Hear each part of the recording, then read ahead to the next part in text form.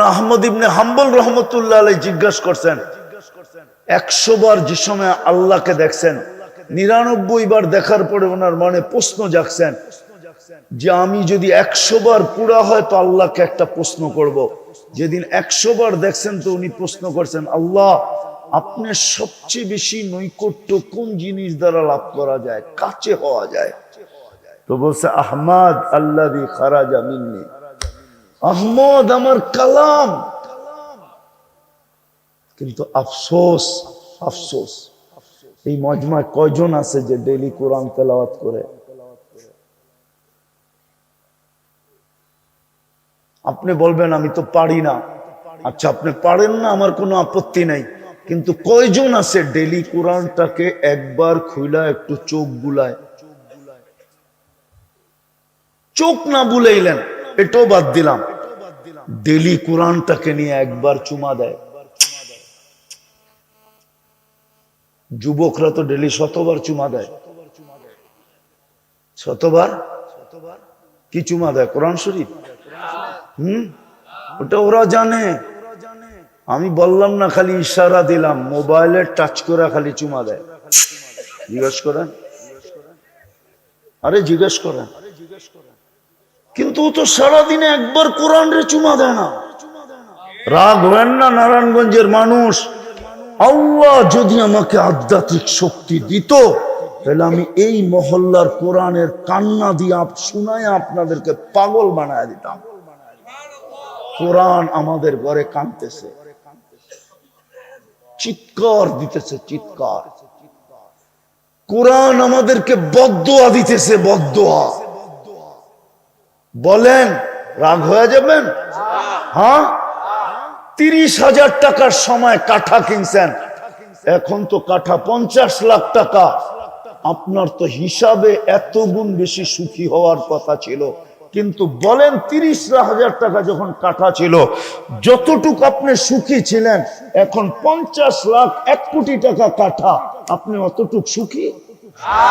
হ্যাঁ, কেন সুখী না? কোরআন বদদোয়া দিতেছে, বদদোয়া। হুজুররা যদি না মানে তো আমি দলিল দেই, রুব্বা কারি আল কোরআন ইয়ালআনহু, বহুত এরকম ব্যক্তি আছে কোরআন পড়তেছে, ওই অবস্থায় কোরআন তাকে বদদোয়া দিতেছে। পড়া অবস্থায় যদি বদদোয়া দিতে পারে তো সারা বৎসর কোরআন একটা চুমা দেয় না, ছুঁয়া দেখে না, ওই কোরআন আপনাকে বদদোয়া দিবে না? তো দিবে না কেন? আর বলবেন কোরআন কি কাঁদে? কোরআন যদি না কাঁদে তাহলে খেজুর গাছ কাঁদলো কি করে?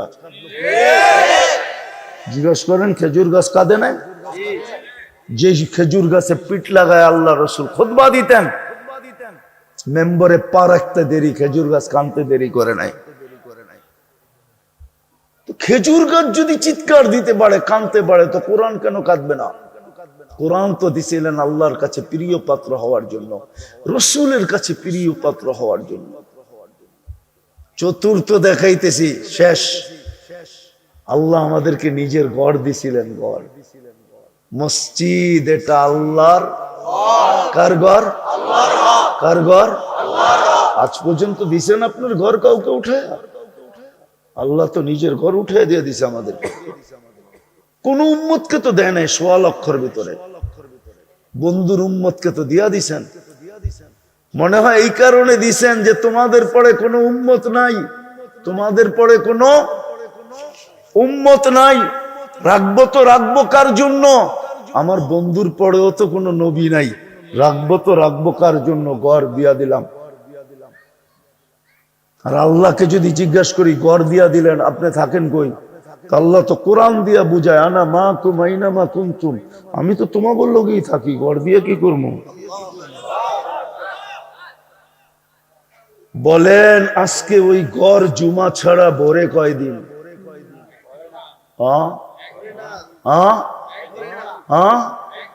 মসজিদ তো দিছিলেন আল্লাহর কাছে প্রিয় হওয়ার জন্য। এই জন্যই তো হাদিসে আছে, যাদের ঘনিষ্ঠ সম্পর্ক মসজিদের সাথে, ওরা যখন 1-2 বেলা না আসে আল্লাহ জানেন, কিন্তু ফেরেশতাদেরকে পাঠায় দেন, খুঁজা বাহির করো কই গেল। তো ফেরেশতারা খুঁজতে খুঁজতে বাইর করে বলে, আল্লাহ বিছনায়, ওই ইবাদত করো, সেবা করো, সেবা সেবা। হ্যাঁ হ্যাঁ, নাইলে হাদিসে কেন আসতো ইন্না লিল্লাহি জিরান, আল্লাহর প্রতিবেশী কারা? মসজিদ আজকে খালি। আপনাকে আল্লাহর প্রতিবেশী হওয়ার জন্য মসজিদ দিয়েছিলেন। কিয়ামতের দিন ডাকবে, আইনা জিরানি, আমার প্রতিবেশীরা কোথায়? তো ফেরেশতারা বলবে, সুবহান ওয়ালাকাল জিরান, আল্লাহ আপনার আবার প্রতিবেশী? কেন? যারা মসজিদ আবাদ করতো ওরা আমার প্রতিবেশী, ডাইকা নিয়ে আসো আমার কাছে, আমার প্রতিবেশীদেরকে আমার পাশে বসাও। ওই মসজিদ আজকে খালি।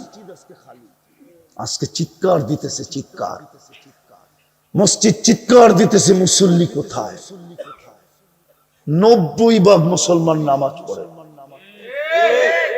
90% নারী পুরুষ নামাজ পড়ে না। যুবক তো পড়েই না, পড়েই না। শুক্রবারে শুধু মসজিদ চিৎকার দিতেছে, আল্লাহ মুসল্লি কই? খোদার কসম জমিন চিৎকার দিতেছে, আল্লাহ নামাজি কই? বলেন কালকে এই চেহারাটা কি করে দেখাবেন? কি পরিচয় দিয়া উঠবেন? কি নিয়ে উঠবেন? বলো যুবক। আজকে সূর্য তো বলতে বলতে ডুবছে, লান আউদ ফি হায়াতিকা আবাদা, হতে পারে তুমি কোনোদিন আমাকে আর উঠতে দেখবে না, হতে পারে। আমি এরকম জায়গা চিনি দুনিয়াতে, একটা না দুটা না, বহুত চিনি। 103টা দেশ তো এমনি হয় নাই। তাহাদিসে নেয়ামত বলতেছি, 103টা কমপ্লিট আমার, 7 মহাদেশ দেখা কমপ্লিট। কারণ আমি আপনাদের নতুন স্বাধীনতা দেখি নাই। ওই দিন আমি মাটিতেই ছিলাম না, কোথেকে দেখলাম? ওই দিন তো আমি আকাশে ছিলাম। কোথায়? হ্যাঁ, আমার রাত্রে এশারের পরে খাওয়া দাওয়ার পরে আমার ফ্লাইট ছিল লন্ডন থেকে কানাডায়। যখন আমি কানাডায় নামছি তখন সকাল, কানাডায় সকাল, বিলকুল ফজরের সময়। বাহির হওয়ার পরে আমাকে খবর দিছে দেশ স্বাধীন হয়ে গেছে। আমার দুঃখ থেকে যাবে মৌত পর্যন্ত যে স্বাধীনতা দেখলাম না। হ্যাঁ হ্যাঁ, দুনিয়ায় শত জায়গা আমার চোখে দেখা আছে, রাত তো রাত মাটির সাথে মিশায় দিয়েছে। আজকে সূর্য বলতে বলতে ডুবছে। এই জন্য মেরে দোস্ত, ফুল ফোটা ছাড়া আকর্ষণের পাত্র হয় না। মানুষ হইলে আল্লাহর কাছে, রসুলের কাছে আকর্ষণের পাত্র হয় না। নিজেকে ফুটাইতে হয়। ফুটানোর জন্য আল্লাহ মেহেরবানি করে আমাদেরকে মুসলমান বানাইছিলেন, উম্মতে মুহাম্মদী বানাইছিলেন, কালামুল্লাহ দিছিলেন, নিজের ঘর নামায়া দিছিলেন, ঘর। আফসোস তো লাগে, এরকম এলাকার ভিতরে যখন মসজিদের লেগা চান্দা করে তখনই আফসোস লাগে। তখনই কি লাগে? কি লাগে? আল্লাহ যদি বলে, আপনারা রাগ হয়ে যান না, আমি চিনি না, চিনি তো। এই যেই রোডটা আপনাদের, এই রোডটা তো ছিল না, ঠিক না? ছিল ঢাকা ঢুকার মেইন রোড ছিল ডেমরা দিয়া। আমরা ছোটবেলা দেখছি ডেমরা দিয়া ঢুকতো রানী মহলের সামনে দিয়া, ওটাই ছিল মেইন রোড। এটা তো এরশাদ সরকার বানাইলো। যেদিন এটা বানাইছে ওই দিনই এই এলাকা চমকায় গেছে, ঠিক না? হ্যাঁ, নইলে তো কচুরি পানা আর কচুরি পানাই ছিল, ঠিক না? দানের খ্যাত, এক সিজনে খ্যাত হইতো এখানে, এক সিজনে দান হইতো, 2 সিজনও হইতো না। আমি তো বড় হয়েছি ঢাকা শহরে না, ল্যাংটা কালতিকা। হ্যাঁ, আমি প্রাইমারি পড়ছি খিলগাঁও গভর্নমেন্ট স্কুলে। আমি চিনি না এটি। এই জন্য বলতেছি, আল্লাহ যদি বলে যে 30,000 টাকাটা আমি 1 কোটি বানায় দিলাম, তারপরও তোর কাছে আমার ঘরের জন্য হাত পাততে হলো, রাগ হবেন না। কিন্তু একটু নিজের বিবেক দিয়া ভাবেন যে 30,000 টাকার জমি কাঠা আমি 1 কোটি বানায় দিলাম। কে বানায় দিছে? দাম কে বাড়ায় দিছে? এই এলাকায় তো বেশিরভাগ ওই বাহিরের লোক, ঠিক না? বিভিন্ন এলাকার লোক, ঠিক না? ওরা যদি বলতো আমরা গ্রাম ছেড়ে ঢাকা যাবো না, গ্রামেই বাড়ি করবো, ঠিক না? তো জমিন খালি পড়ে থাকতো, ঠিক না? হ্যাঁ, কি আমরাই ছোটবেলা দেখছি এক এক জায়গার কথা বললে আর বলতো আত্মীয় বড়রা বলতো, আরে দূর ওইখানে কি মানুষ থাকবো নাকি, ওইখানে কি, ওইখানে কি। এখন আমরাই আফসোস করি, হায় ওইখানে কি মানুষ থাকবে নাকি। মনে করেন খিল গাঁও, ঠিক না? পুরান ঢাকার মানুষ একটু তো দূর মিয়া খেতে যাবো নাকি, ওরা তো তাই না কই তো খেতে কে যায়, নামই খিল, খিল খিল গাঁও। কিন্তু এখন টাকারা দেওয়ালে মাথা মারে আর কি বলে, হায় হায় কি ভুল করলাম, ঠিক না? তো আমি যেটা বুঝাইতেছিলাম, 30,000 টাকার কাঠার জমিনকে আল্লাহ বানায়া দিল কত। আল্লাহ যদি আপনাকে জিজ্ঞাসা করে 30,000 আমি বানায়া দিলাম 1 কোটি, তারপরও তোর কাছে আমার ঘরের জন্য হাত পাততে হলো, রাগ হয়ে গেলেন? অযৌক্তিক না যুক্তিসঙ্গত? আল্লাহ যদি জিজ্ঞাসা করে কি বলবেন? এই জন্যই তো আমার দুঃখ লাগতেছিল, হুজুরে চাঁদা করতেছিল যে এই এলাকায় মসজিদের জন্য চাঁদা, এখানে তো কারাকারি হবে। কি কারাকারি বোঝেন? কার আগে কে আয়া বলবে আমি পুরাটা করে দেব, আমি একতলা দিব, তুমি 2 তালা দিবে। এখানে পিলার কয়টা? 32 জনই তো পারে, 32টা পিলার করে দিব। আবার 32 জন পারে, আমরা 7 করে দিব। আবার 32 জন বললো প্রথমেই তো আমাকে 5 তালা 6 তালা দরকার নাই, 1 তালা হইলেই এনাফ। হ্যাঁ, আমি পুরাটাকে টাইলস করে দিব, সাজায়া দিব। হয় না? হয় না? হ্যাঁ, আমার কথাটা অযৌক্তিক হলে ফালায়া দিয়ে। কালকে আমরা আল্লাহকে কি দেখাবো? যাক, সর্বশেষ আমাদের হাতে এখনো বল আছে, এখনো আমাদের কাছে কার্ড আছে, এখনো ইচ্ছা করলে আমরা গেম করতে পারি। এই উম্মতের জন্য সুযোগ আছে, সেটা হলো তওবা।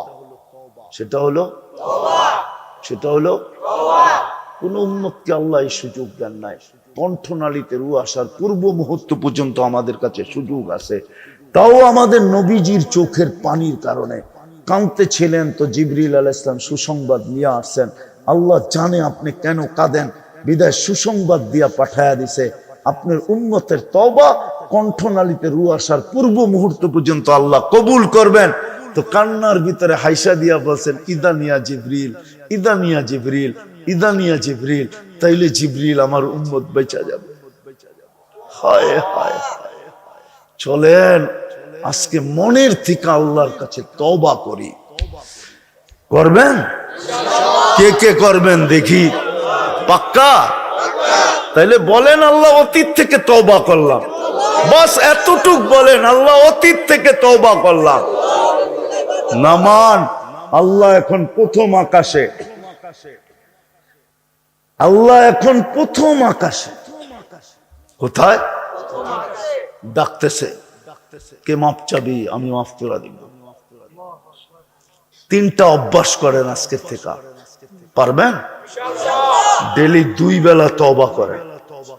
ঘুমানোর সময় এই নিয়তে তওবা করেন যে শুইতে চললাম, উঠাইলে না উঠবো, না উঠাইলে তো চিরনিদ্রা।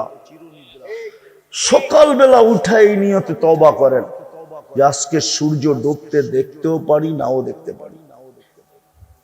কত মানুষই তো সকালে সাইজা গাইজা গাড়ি নিয়ে অফিসের দিকে ছোটে, কিন্তু ঘন্টা 1.5 ঘন্টা 2 ঘন্টা 3 ঘন্টা পরে খবর আসে যে অপেক্ষা করো, লাশ আসতেছে।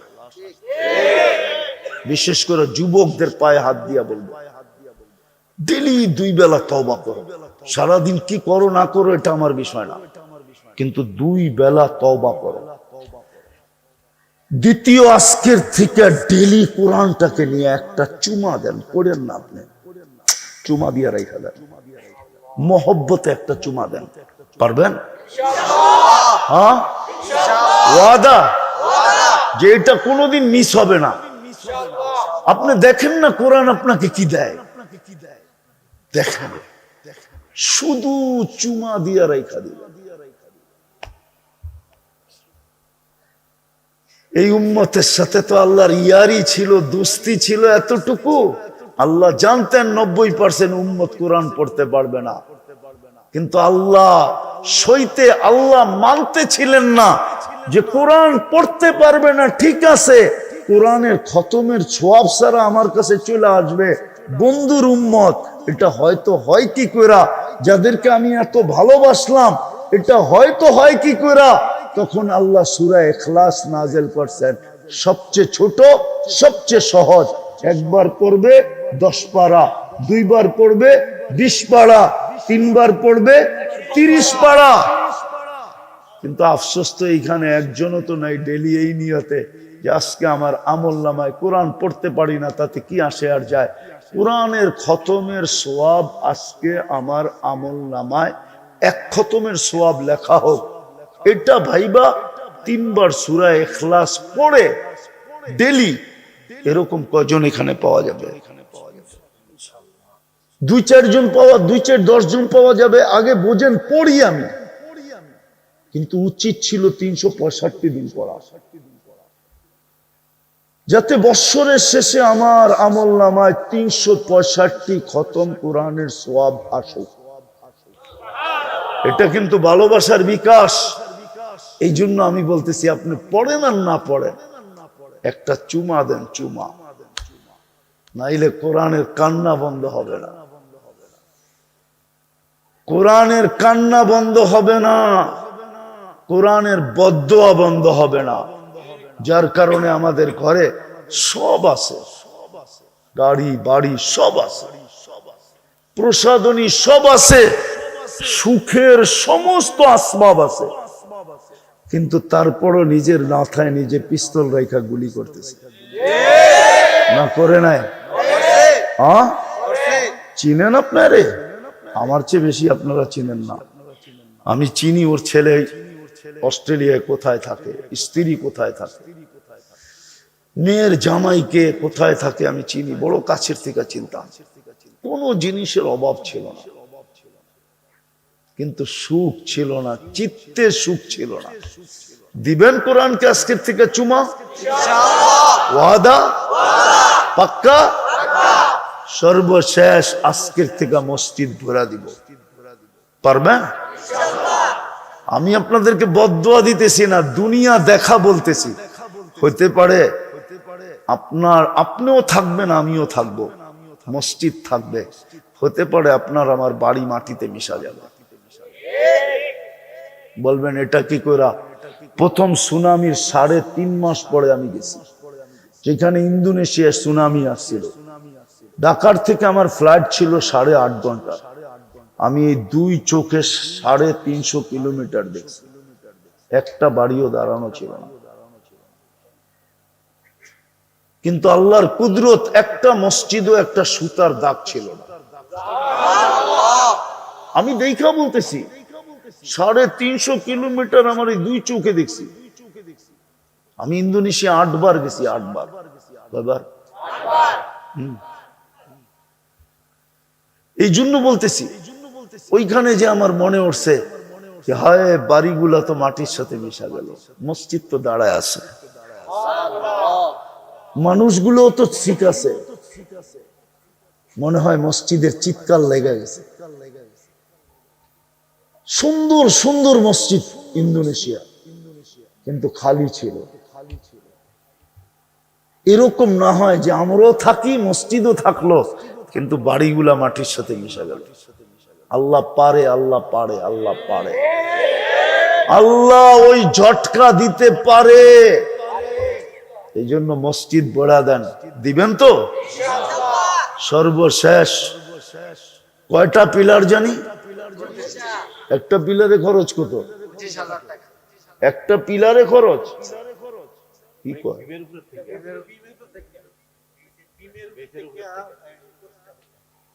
উপর পর্যন্ত উঠাইতে, ছাদ পর্যন্ত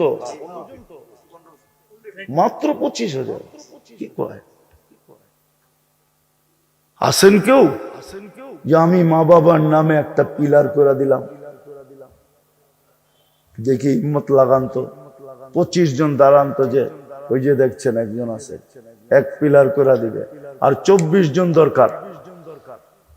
বলেন দেখি, আল্লাহর লগে লাগান ব্যবসা, দেখি জিতেন না হারেন, লস হয় না লাভ হয়, এটা আল্লাহর সাথে ব্যবসা। আর একজন 25 জন চাইতেছি আমি, কয়টা পিলার? 32 জন চাইতেছি, 25,000 টাকা করে। 25,000 এখন কোনো টাকা না।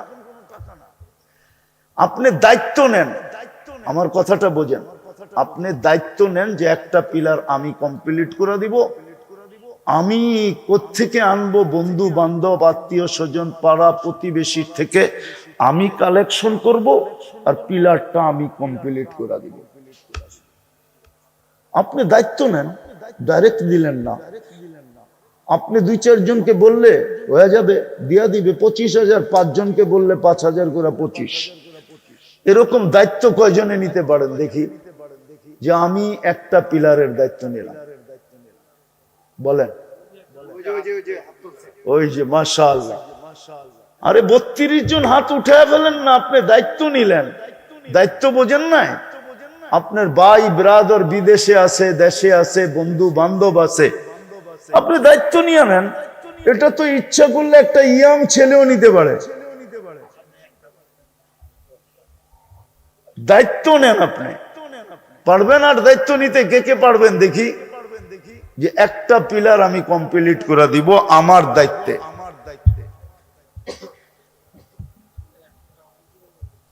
বলেন দেখি। আর ওই দুইটা, একটা নিজে দিবে, একটা দায়িত্ব পালন করবে। কয়টা হইলো? আর 32টা। আরে হাত উঠায় ফেলান, হয়ে যাবে। ওই যে দেশে একটা দায়িত্ব নিল, একটা দেখছেন, হয়ে গেছে মাশাআল্লাহ। আরো বলেন, লাগান না প্রতিযোগিতা, আল্লাহরে দেখান না। আল্লাহ তো এই জায়গায় প্রতিযোগিতা লাগাইতে বলছে। আমরা তো 5 তলা বানাইছে, আমি ফাউন্ডেশন 10 তলা দিছি, যাতে আমার ছাদের থেকে তোমার ছাদে থুতু পালাইতে পারি। আমরা তো এই প্রতিযোগিতা করতেছি, এইখানে প্রতিযোগিতা করেন। রাগ হয়ে গেলেন কেন? আপনি তো প্রতিযোগিতা করতেছেন এইখানে। তোমার 2 কাঠার বাড়ি, পাশে কিনছি 5 কাঠা, বানায় দেখায় দিন। এই প্রতিযোগিতা কেন করতেছেন? এইখানে প্রতিযোগিতা করেন। ওটা করেন, আমার আপত্তি নেই, কিন্তু এইখানে করেন প্রতিযোগিতা। আসেন, কে আসেন যে আমি 2-3টার দায়িত্ব নিয়ে নিলাম, 32টা কমপ্লিট হয়ে যাক। পারবেন না? ছেড়ে দিব মজমা? কি দায়িত্ব নিবেন? দেখি কে কে দায়িত্ব নেন। এটা আমি কিন্তু সহজ করছি, আপনার দিতে হবে না, আপনি কালেকশন করে দিবেন আত্মীয় স্বজন বন্ধু বান্ধব থেকে। পারবেন? আমার তো মনে হয় ঘরে খবর নিলে বহুত মা বোন বলবে আমরাই করে দিয়ে দিব না। কি কেন না, এখন নাকফুল বেচলেই 25,000 টাকা দাম হয়ে যায়। মাশাআল্লাহ, ওই যে একটার মাশাআল্লাহ। হ্যাঁ, এটাই দায়িত্ব নেওয়া, যে আমি একটার দায়িত্ব নিলাম। অতি তাড়াতাড়ি আমি এটা 25টা পিলার, 32টা পিলার কমপ্লিট হয়ে গেল। আর ছাদ তেমন নাই, ছাদ সহজ। বলেন তো আরো দেখি। একটু আগে আপনাদেরকে কি বুঝাইলাম আর আপনারা কি বুঝলেন? আমি তো মনে করছিলাম 32টা বাঘও পাবে না কেউ, বাগাবাগি হয়ে যাবে 1 সেকেন্ডে। 25,000 টাকা মাত্র আল্লাহর ঘরের জন্য। বলেন বলেন, আর বলেন। ওই যে একজন, আরো বলেন, আরো বলেন, আরো বলেন। 25,000 টাকা একটা পিলার।